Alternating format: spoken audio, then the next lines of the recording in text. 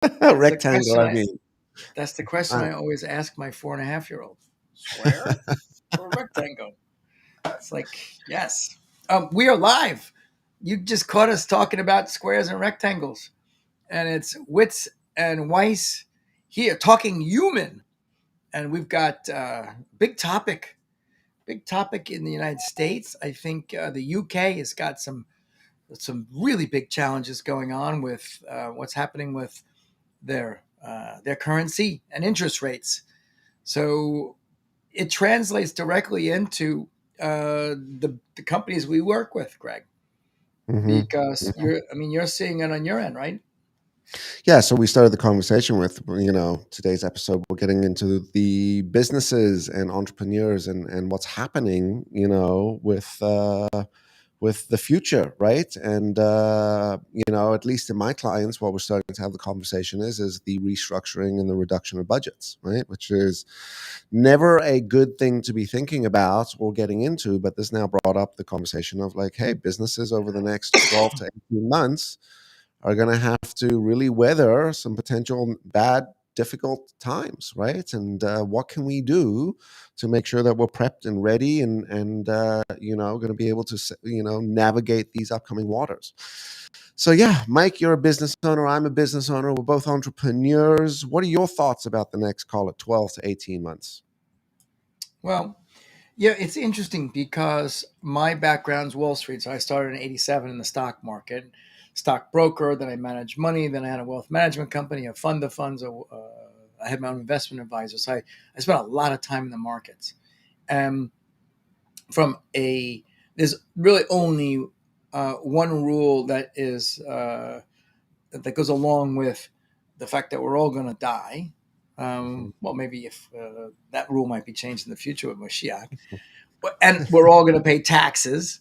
Right. That one's more and more true because these bank accounts not paying taxes don't work anymore. But the other one is basically a correlation between asset pricing and interest rates. Mhm. And I'm a little pissed at myself because I know this and I see this. I've seen this movie over and over again, and that's how you get wisdom. Is just by being around long enough to see cycles, and then they repeat.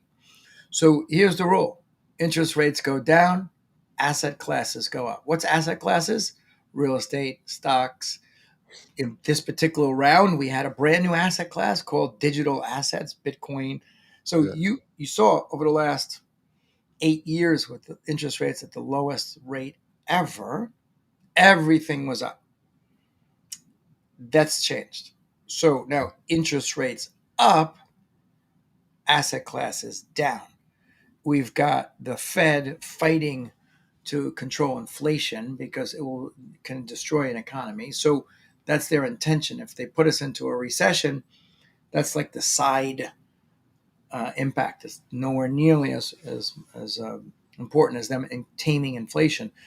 So we're in this process now, and as you and I are seeing, like business and companies are trying to say, okay, I don't think we any of us have felt the impact today business wise, because I think businesses are still doing fine. Some of the earnings they're reporting are down or slightly down, but it's not like, okay, we made 20% less this month than last. Now, Mhm. so from smart business people preemptively try to say, okay, if we are going to do 20% less over the next 6 months, like what do we do today? So we're proactive versus reactive. I Mhm. think that's really the big conversation. To me, uh, interest rates are still going higher, and Mhm. assets classes are going to go down, and we're going to end up with a much slower economy. So depending on your business and how cyclical it is, everyone's going to be impacted. You're starting to Mhm. see it now.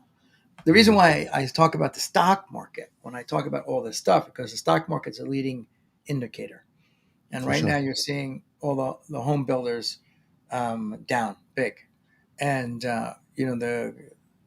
because people, it's cost you $1,000 more with your mortgage than it did, 9 months ago. Mhm. In some Basically, cases, even more.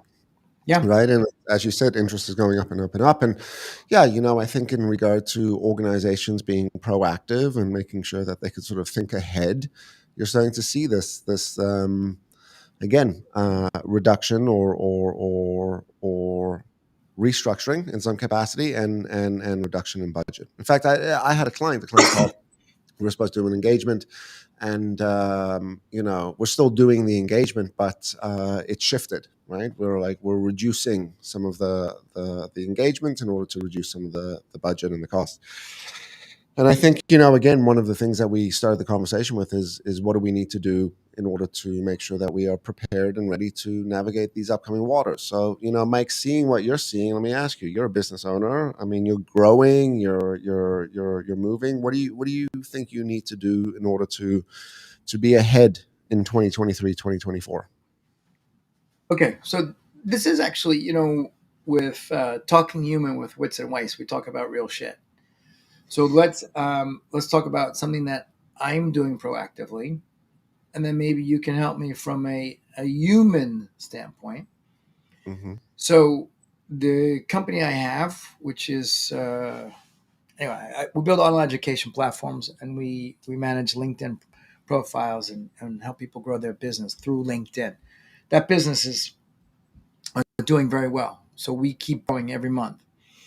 And with the growth, because it is it's a 2-year old business, and I'm making sure we get client results, I'm hesitant to really focus on optimization, and I have a lot more people uh, Mm-hmm. deployed doing a lot of things very manual to make sure we focus on client results. And in the last 30 days, I I probably didn't do this well, based on your advice to me, but I asked everyone in the company uh, to bill the company 10% less than they did the month before. So I didn't tell them necessarily to work 10% less. Mm-hmm. They could work the same and just say, okay, instead of getting, you know, $2,000 for the month, I'll get 1,800. Mm-hmm. Or they could work 10% less hours. I didn't tell anyone what to do, but I said that's the focus. So the 2-week cycle came in, and with Rodrigo, who's my CEO, we looked at it, and some were down 12%. So on Mm-hmm. average, it was pretty good. So we're Mm-hmm. getting the next cycle coming in because every 2 weeks, and I feel like it needs to be done again, Yeah. because my focus is, I've got to make sure that we are still focusing on client results, but we're also getting in a cash flow position. So what we have, there's a buffer. Mm-hmm. So if things do slow down in 30 or 60 days, and we're averaging 10 new accounts a month, and now it's a little tougher and it's 5, and we always have attrition every month, at least we've got things in position where it's like, okay, that's fine, like we anticipated it, and we'll be able to adopt, Right. versus not doing anything, and all of a sudden 1 month you just have half the new clients, and Mm-hmm. you have your attrition, and all of a sudden you're underwater, because we're Right. at that Right. threshold now where we've grown revenues a lot, but also have grown the expenses a lot, so it's a good Right. number. But it's not like I have 20% margins now. I don't. Right. So what are your thoughts from a expert? Because I want everyone, the feedback the first time around was actually very positive. It shocked Rodrigo, because he's like, wow, people Mm-hmm. really, I have some people that have been with me for a half a decade, some Right. more actually, and they were very thankful. And I said, look, this is our entire income. We have a lot of people from foreign countries, in India and Pakistan and the Philippines and Costa Rica, where it's a good job. Mm-hmm. Um, so what are your thoughts on from a from an expert Yeah. to me So, as a client. so, Yeah. here, first thought is you're at that threshold from like you've been around for 2 years, you're moving into year three, you're at that next tipping point as a business, right? There's that saying, right? You need to make it to the first 3 years, and what happens now is, as you said, you start to build some of those now operational costs, or your costs start to rise in order to start to or continue to manage and build the business, right? It's a very normal stage. I think it's great that what you said. People were motivated to support it. It goes to show that you're operating in a community, right? And I think the other side to that coin is: do we either take out one or two salaries, or does everyone take a little bit of a hit? And I did that early pandemic, right? I mean, I think a lot of companies did. We took a shared sort of loss. Um, You I did a think if shit. You did it. I didn't think of it like that actually. yeah, Versus just saying, okay, if one person goes, we shift a little of it'll the work, work and reallocate the work amongst people. So right? that's one way, or everyone takes the burden. That's interesting. I Right. didn't think of it like that. Right. Which is, and Mike, I would assume that this isn't forever that you're doing a reduction in costs with like salaries. It's a temporary um, solution for sustaining a positive future, right? I think that's the ultimate goal, or Yeah, not but this goal, month, yeah, because this month I already told the team, leave me alone. I'm going to sell like hell. right? So Right, you know, right. if I give And 50% that's true. more, Your business and my business are quite similar, right? If we're not continually selling, we're not in this like ongoing. You sell once and that's it. It's always filling the hopper. And I mean, we might argue that that's with every type of sale, but with our specific businesses, like with us being at the front end of it, you need to, right? Okay, so I think that's a good thing. I think the next question is from a budgeting standpoint, if you need to do another round, the question is what does that next round look like? Is it like a straight across 15% for everyone? Is it 10% for everyone? Is it 20% for everyone? So that's the first sort of question you got to ask. Um, or it's who's performing and who's not, man. In a lot of cases, when you need to trim some of that call it fat, and not that anyone is not. We don't want to give them the best opportunity, but if you look at if you were to look at your group and be like, all right, if we were to remove headcount, what would that look like for the remaining balance of the people?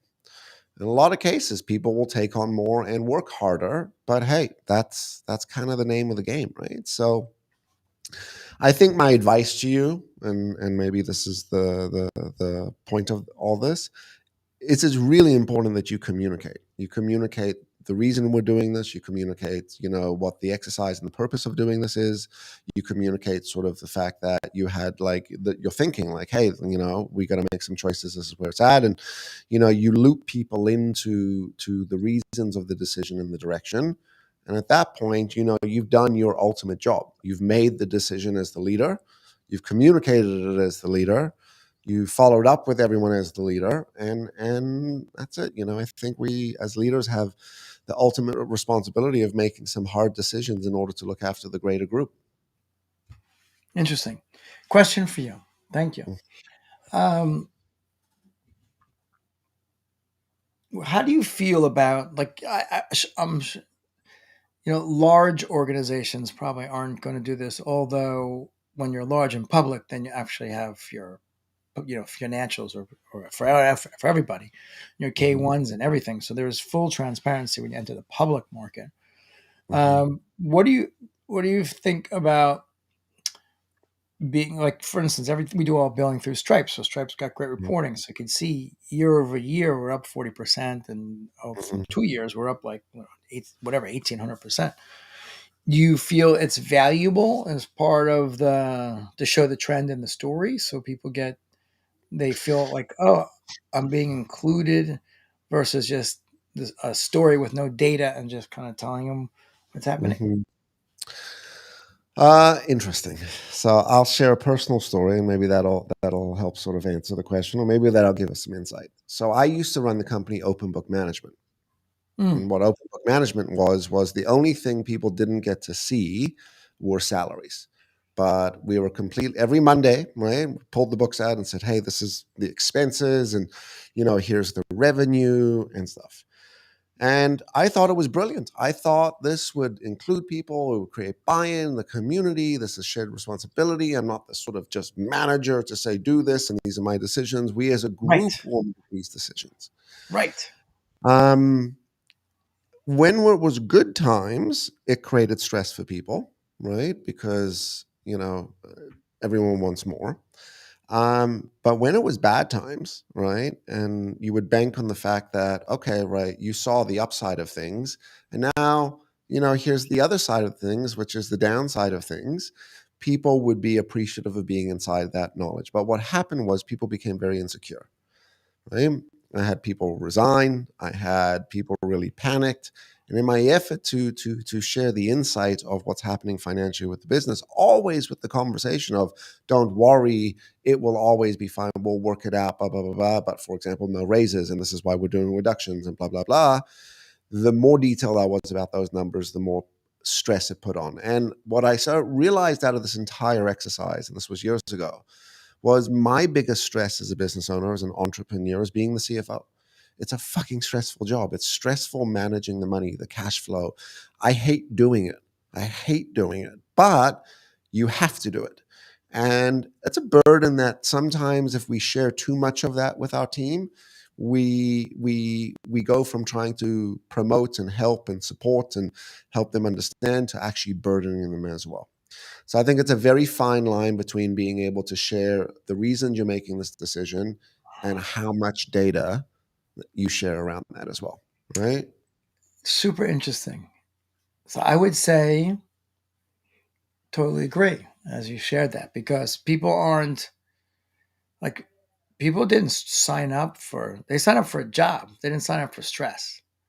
And Correct. so here's one thing I can share the fact about the stock market, and it's follows through to everything else. Hmm. The fear outweighs the gain 10x to 1. So what I Always. mean by that is the fear of losing is 10 times more powerful than the fear of gaining. And you see Hmm. this. It's the reason why you always see stocks go down so much faster than stocks go up unless it's a takeover. There's a Hmm. panic. And that fear, I guess, when you're doing it from a transparent standpoint, open book, and it's not selective, it's sort of global. People don't sign Hmm. up for that. Like, why do Hmm. they need to know what's happening month to month? They just need they're working hard, and at the end of every 2 weeks, they're going to get what they're supposed to get, and Correct. then that's it. And when 5 o'clock rolls around, they're done. They spend their weekends. They come back to work. Why are they being involved with all of this extra? Correct. Correct. And I got to So tell you, listen, early days when I presented this idea, everyone was on board. They were like, "This is fucking amazing." They were like, "I absolutely would love to have this insight." Da, da, da. Create entrepreneurs now. But it ultimately, to what your point is, it's not what they signed up for.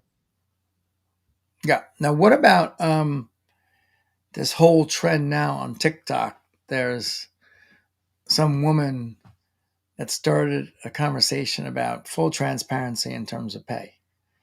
And she's got like 5 million views. And basically, she says, I work for this company and I do this job and I'm getting paid this. And now, from the bottom up, instead of like people's salaries being private, they're trying to expose um, all salaries. And um, there was even a case where I think someone got fired and he put out a warning to anyone looking to take his job that these were his hours, these were his roles, these were his responsibilities, this was Right. his pay and his benefits. Don't Right. take less and don't do more. So, what's my thought on that? Yeah. So, I think we've got to be very careful. So, for example, this individual got this pay, these benefits, this vacation. This is how much they worked, right? That's who they were. Now, if they got fired, well, that might acknowledge the fact that they didn't do enough work for or produce enough results for what they got paid. So the argument is skewed right off the bat, right? So anyone that would take that advice is a little narrow sighted to think that. You know, I think knowing salaries is quite general. You go to LinkedIn and say, all right, this title, this industry, give me my salary range. It says, well, this is the range. And I think all of that is defined by the different revenues within a business, the different costs, right? So while we might all be in the same industry and we're hiring the same role, my revenue is less than your revenue. So therefore, I can't afford to pay certain salaries for that same type of role, right? So that's it. The other side is this whole exercise of being transparent with salaries. I I think you got to be a pretty strong fucking human being to not feel envious or slighted or um, taken advantage of, right? If you found out your number was less than anyone else's. In fact, it's a stat which is one of the biggest demotivators in a team is where Bill looks over at Bob and they get paid the same amount, but Bob does half the work, right? So Bill sits there going, you know what? This is BS, right? We get paid the same amount, and this individual is doing half the work. It's the same argument on salary, right? All of a sudden, you start to get this out there. You're going to start to evoke a certain reaction from human beings, right? Because people are survivalists. They're always going to want more. Yeah, it's so interesting. Um, I mean, think about what the number one cause for divorces, right? I don't even think it's like sleeping with another person. I think it's money. I mhm, think extramarital. I could be wrong on this. You're a stats person. You'll probably search this right now. But I think the number one reason for divorce is finance. mhm. Now, if money messes with our marriages and our partnerships, right? Oh yeah, so marriages. If money messes with business partnerships, right? Because partners now start to fight about money, one partner spending on this and one partner is sort of taking more than that and one takes a longer vacation, creates tension. And now all of a sudden you bring that back to what we spoke about in our exercise to share insight. We end up burdening people with the conversation of money. Yeah. It's Well, mind-blowing stuff. I'll give you something that's uh, maybe interesting. So, what the last company I built was with John Asseroff, and one of the programs we built was winning the game of money. Hmm. And having been in the money business, like I'm comfortable with money, asking for money, talking about money. But what we began to realize when we started to do the research, and mostly John did on research and stuff, we went through all the limiting beliefs around money, and there were just hundreds of them. And so it's a topic that people organically aren't okay with. Hmm. The vast majority of people, whether you grew up and you didn't have money and your parents said, look at those rich kids around the block and their parents, they suck, or even the common thing, money is dirty. Like there Right. were literally like 100 of these limiting beliefs that get imparted in. So it's interesting because now we're saying, okay, well, everyone's prepared to handle it, and Right. reality is not. So it would be interesting, to do a course about money with an organization that wanted to go in that direction to get everyone at least in a level playing field with a conversation and a framework to deal and think about money. Right. Yeah. Correct. Correct. But money is a very sensitive topic. But let's say this. Let's switch gears for a sec.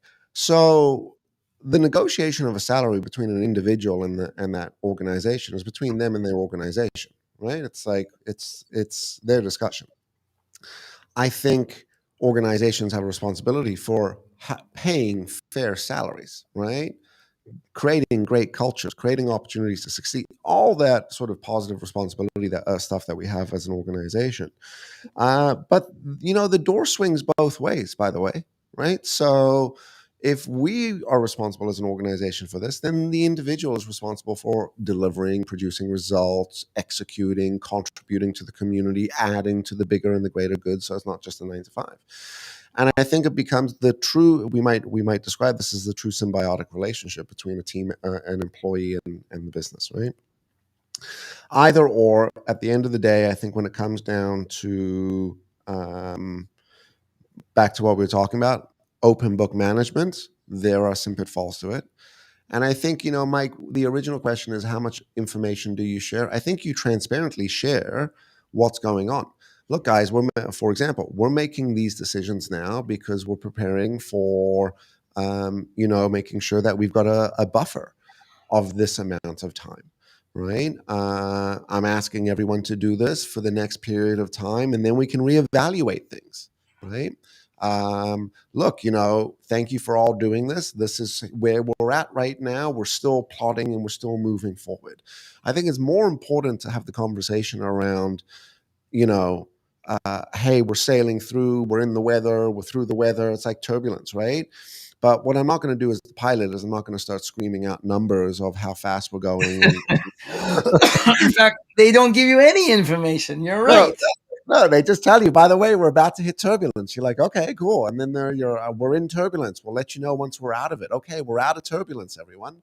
And that's the moral of that sort of story, which is we need to approach that with our team members. And then again, I think, there's different individuals within an organization that have more maybe seniority or maturity, or that you would loop in to help with some of these decisions.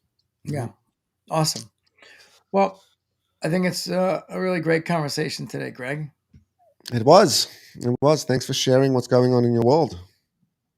Thank you. Thanks for your great tips, and everyone that is watching now. Thanks so much. We've had some good comments come in from Rito jumped in there, and a bunch of other people, and then one that's going to watch it in the replay. Thanks for joining. We're on at 2 Eastern every Monday. Witz and Weiss.